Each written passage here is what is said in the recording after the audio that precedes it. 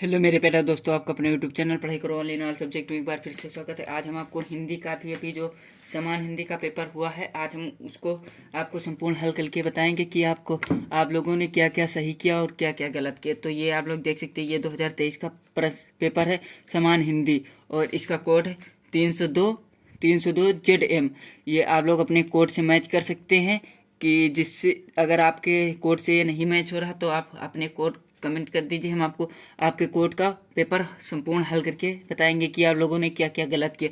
और यहाँ से पूर्णांक के 100 नंबर का है और यहाँ से 3 घंटा 15 मिनट का आपको पेपर है पूरा। ये आप लोगों ने यहाँ से पूरा देख लिया तो हम आपको पूरे संपूर्ण प्रश्न आपको बताएंगे कि ये किस चैप्टर से है, या रेखांकित अंश की व्याख्या, या ये बहुकल्पीय प्रश्न, ऑप्शनल प्रश्न है, इसमें कौन सा सही होगा।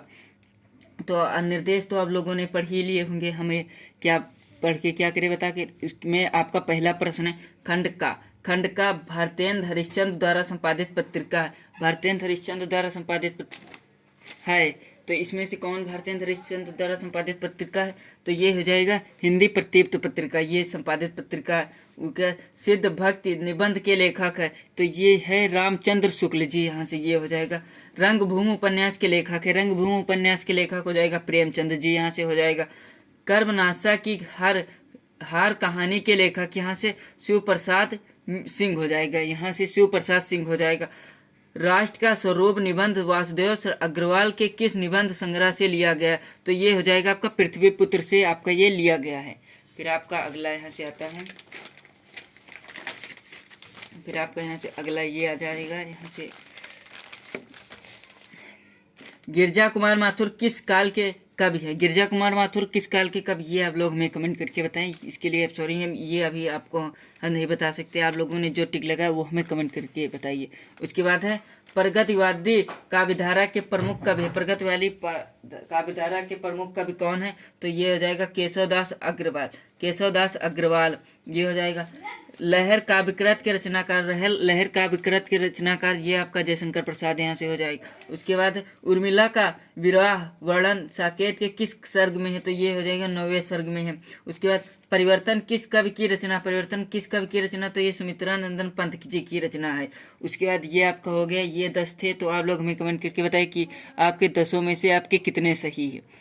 तो हमें तो भी तो पता लगे कि आपके कितने से और आप लोगों ने कितना पेपर किया और आपको कितने नंबर मिलेंगे। तो इसमें से दिए गए पद्यांश पर आधारित निम्नलिखित प्रश्नों के उत्तर लिखिए। तो इसमें यह परिमाण भाव ही भूमि और जन का दृढ़ बंधन है।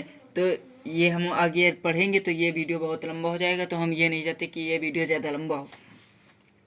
प्रयुक्त गद्यांश के पाठ और उसके लेखक का नाम लिखिए। तो ये वासुदेव अग्रवाल जी ने लिखा और राष्ट्र का स्वरूप नामक पाठ से अवतरित है।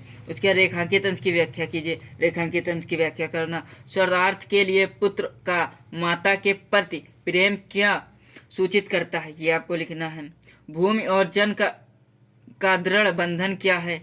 ये दृढ़ भक्ति और निष्कर्ण शब्दों का अर्थ लिखिए। तो आप लोगों को ये लिखना है। अगर आप लोग ये हमें बताएंगे कि आप लोगों ने इसमें से क्या क्या लिखा और क्या क्या छोड़ा, कौन कौन से प्रश्न किए और कौन कौन से छोड़ दिए।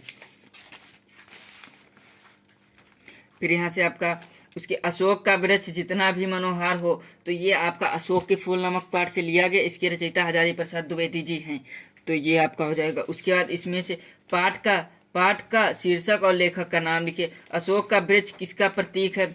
लाखों करोड़ों की अपेक्षा से कौन समृद्ध हुई थी?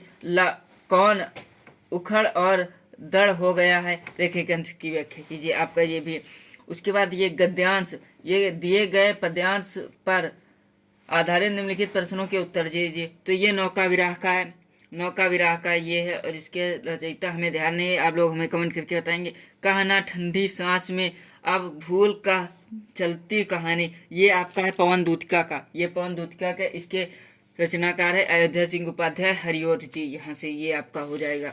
उसके बाद आपका अगला प्रश्न है, फिर इसमें भी आपका उपयुक्त पद्यांश के शीर्षक और कवि का नाम लिखिए। रेखांकित अंश की व्याख्या कीजिए। क्षणिक शब्द में मूल शब्द और प्रत्यय अलग करके लिखिए। उसके बाद आपको इसमें ये कौन सा अलंकार ये आपको बताना है। उसके बाद दृढ़ और पातक शब्दों के एक एक पर्यायवाची लिखिए, ये आपको लिखना है। उसके बाद निम्नलिखित सर्गों में से एक 1 लिखिए। तो हम आपको ये तो आप लोग सब जानते ही होंगे, हम आपको जो इम्पोर्टेंट है आपको हम बहुविकल्पीय बताते हैं।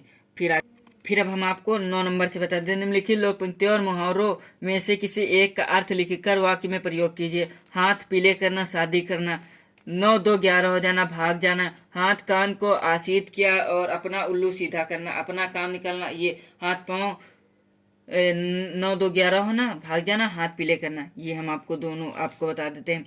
रविंद्र का संध विच्छेद होगा रवि प्लस इंद्र। रमेश का संध विच्छेद होगा रमा प्लस ईश, पहला इसमें भी। अत्याचार का संध विच्छेद होता है अत्या प्लस आचार। तो हम आपको ये बता दें कि इनमें इसमें भी पहला, इसमें भी पहला, इसमें भी, इन तीनों में पहला पहला ही है। उसके बाद है आत्मनि शब्द में विभक्ति और वचन। तो ये हो जाएगा आपका षष्ठी विभक्ति बहुवचन, ये आपका हो जाएगा। उसके बाद अगला है यहाँ से नामस शब्द में विभक्ति और वचन। तो यह सप्तमी विभक्ति एक वचन है। निम्नलिखित शब्दों युग्मों का सही अर्थ चुन करके लिखिए।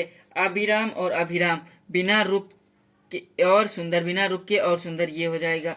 अन्य और अन्य, अनाज और दूसरा, अन्य और अन्य मतलब अनाज और दूसरा हो जाएगा। उसके बाद है निम्नलिखित शब्दों में से किसी एक शब्दों के 2 सही अर्थ लिखिए। तो जैसे काल, काल मतलब समय, मृत्यु, ये आप लोग लिख सकते हैं इसमें से। जो वंदना करने योग्य वंदनीय, ये आपका हो जाएगा यहाँ से। उसके बाद यहाँ से हो जाएगा जो जीता ना जा सके, जो जीता ना जा सके वो अज्ञेय हो जाएगा। और निम्नलिखित वाक्यों को किन्हीं 2 वाक्यों को शुद्ध करके लिखिए। तो आप लोगों ने शुद्ध करके लिखे होंगे। मैं कुशलतापूर्वक मैं सा कुशलतापूर्वक, तो ये जो है सा यहाँ से गलत हो जाएगा। मैं पानी पी लिया हूँ, मैंने पानी पी लिया, ये हो जाएगा। तो इसके बाद है वहाँ लड़के कहाँ जा रहे हैं, वहाँ लड़के जा रहे हैं, ये हो जाएगा। कृपया अवकाश देने की कृपा करें, तो एक कृपा होगा, यहाँ से आप लोग ये हटा देंगे, अवकाश देने की कृपा करें, ये हो जाएगा। बीर रस, शांति रस, श्लेष और रूपक और चौपाई छंद या दोहा, इनमें से आपको एक लिख लेना। उसके बाद है अपने गांव में बिजली विभाग पर समस्या, जो आपके गांव में बिजली नहीं आती उस पर लिखना। और आप लोगों ने उसके बाद एक निबंध लिख दिया होगा। तो आपका यहाँ से ये 100 नंबर का पूरा पेपर हो गया। तो आप लोग हमें कमेंट करके बताइए कि आप लोगों ने 100 में से कितने नंबर पा जाएंगे, 100 में से 100 पाएंगे या 70 या 80 या 90। तो हम लोग अगले वीडियो में मिलते हैं, तब तक के लिए धन्यवाद।